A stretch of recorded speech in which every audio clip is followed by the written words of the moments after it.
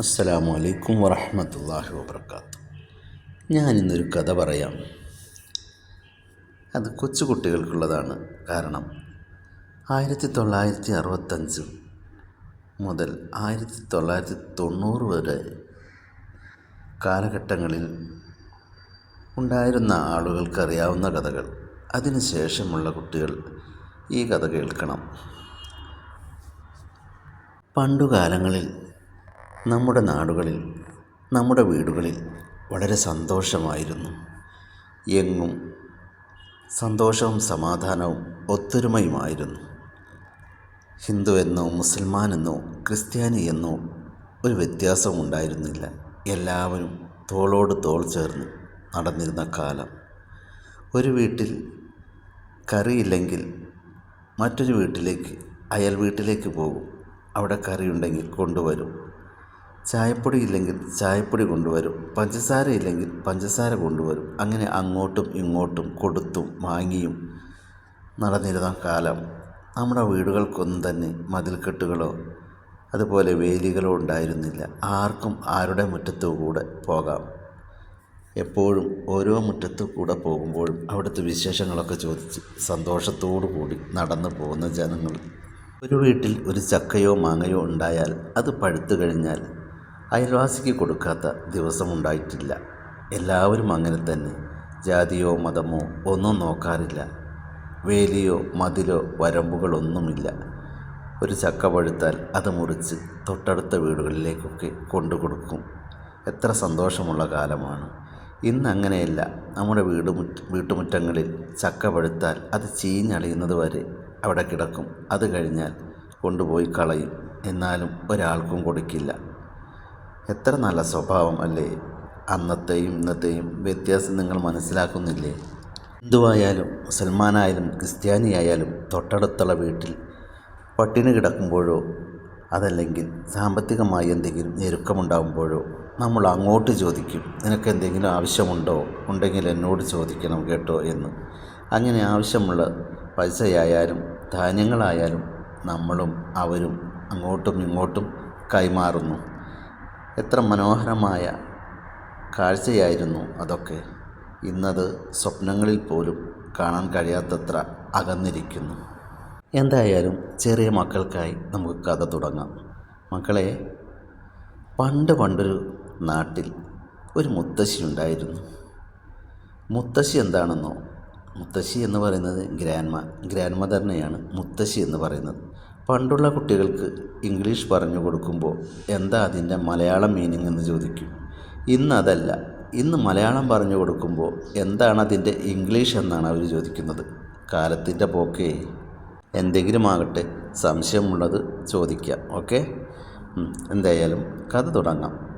അങ്ങനെ ആ മുത്തശ്ശിയുടെ പേര് ജാനു മുത്തശ്ശി എന്നാണ്. ജാനു മുത്തശ്ശിയും വയ്യാത്തൊരു മകനുമാണ് ഒരു ചെറ്റക്കുടിൽ ജീവിച്ചിരുന്നത്. ജാനു മുത്തശ്ശി തോട്ടിന് വരമ്പിലേക്ക് പോയി അവിടെ നിന്നും കൈതോലകൾ മുറിച്ചെടുക്കും. കൈത ഓല എന്ന് പറയുമ്പോൾ പണ്ട് പായ നെയ്തിരുന്ന ഒരു ഓലയാണ് മക്കളെ.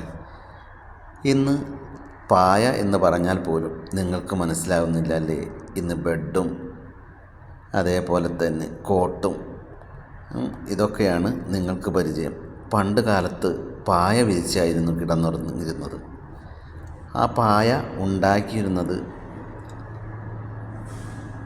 ഈ കൈതോല കൊണ്ടാണ്. ഈ കൈതോല കൊണ്ടുവന്ന് അവർ പായ നെയ്യും.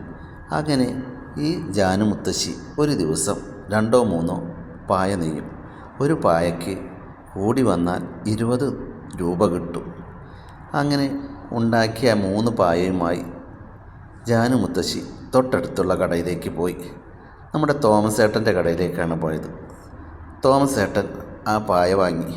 എന്തായാലും ജാനു ചേച്ചിയുടെ പായ നല്ല പായയാണ്, അതുകൊണ്ട് തന്നെ ഇത് കൊണ്ടുവരുമ്പോഴേക്കും ആളുകൾ വാങ്ങും എന്ന് അയാൾക്ക് ഉറപ്പുണ്ട്. അതുകൊണ്ട് തന്നെ അയാളത് 22 രൂപയ്ക്ക് കൊടുക്കും. അയാൾക്ക് 2 രൂപ ലാഭം.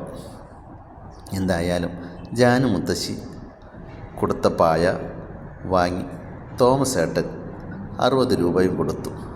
അങ്ങനെ ജാനു മുത്തശ്ശി അത് കോന്തലക്കിൽ കെട്ടി തിരിച്ചു പോന്നു. കോന്തല എന്നല്ലേ ചോദിച്ചത്? അതെ, അവരൊടുക്കുന്ന മുണ്ടുണ്ടല്ലോ, മുണ്ടൻ്റെ അറ്റത്തായി അവർ കെട്ടിവെക്കും. ആ പൈസ കെട്ടിവെക്കുന്നതാണ് കോന്തല എന്ന് പറയുന്നത്. ആ കോന്തലക്കിൽ അവർ കെട്ടിവെച്ച് പോരും.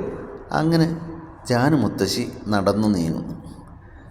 ജാനുമുത്തശ്ശി വരമ്പുകളും പാടങ്ങളും കടന്ന് നെൽപ്പാടങ്ങളോടും ചോലകളോടും കഥ പറഞ്ഞു മുത്തശ്ശി ആ പാടത്തു നിന്നും അതാ ആ ഒരു വലിയ വീട്ടിലേക്ക് കയറുന്നു. വലിയ മതിൽക്കെട്ടുള്ള വീട്. സുരക്ഷിതത്തിനായിരിക്കാം അന്ന് അവിടെ ഒരു മതിൽ, എങ്കിലും ഒരു ചെറിയ ഗേറ്റ് ആളുകൾക്ക് കടക്കാനായി തുറന്നിട്ടിട്ടുണ്ട്. ആ ഗേറ്റിലൂടെ തുറന്ന് മുത്തശ്ശി ഉള്ളിലേക്ക് പ്രവേശിച്ചു.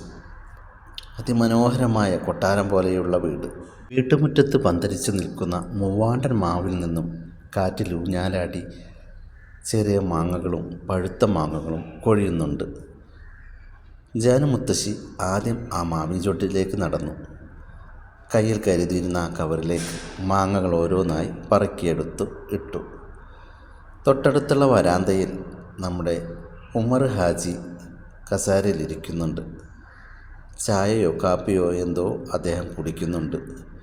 മുത്തശ്ശിയോട് ചിരിച്ചുകൊണ്ട് ഉമർ ഹാജി പറഞ്ഞു, ജാനു ചേച്ചി, ജാനു ചേച്ചി ഇങ്ങോട്ട് വാ, എന്താ ഈ രാവിലെ തന്നെ? ജാനു മുത്തശ്ശി മാങ്ങയെല്ലാം പെറുക്കി കവറിലിട്ടുകൊണ്ട് ഹാജിയാരുടെ അടുത്തേക്ക് നടന്നു നീങ്ങി. കോന്തലക്കിൽ കെട്ടിയിരുന്ന പൈസയിൽ നിന്നും 50 രൂപ എടുത്ത് ഹാജിയാരുടെ നേരെ നീട്ടി. ഉണ്ണി, മോൻ്റെ കയ്യിൽ നിന്നും 2 ദിവസം മുമ്പ് ജാനമ്മ വാങ്ങിച്ചിരുന്നില്ലേ, ആ പൈസയാണിത്.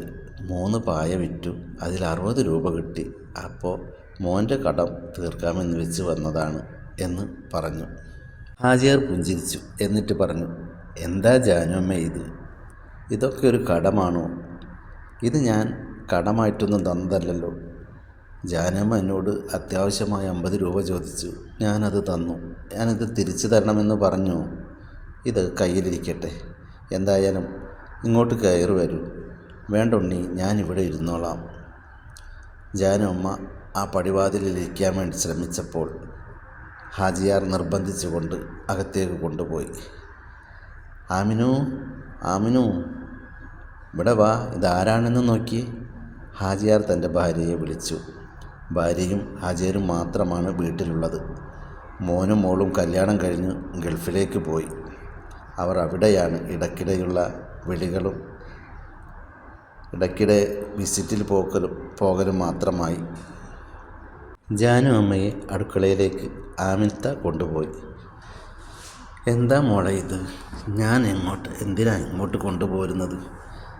ആ ഒന്നുമില്ല, ഇങ്ങോട്ട് വാ, ദാ ഇവിടെ ഇരിക്കും നിർബന്ധിച്ചു കൊണ്ട് ആമിനുമ്മ കസാരയിലിരുത്തി.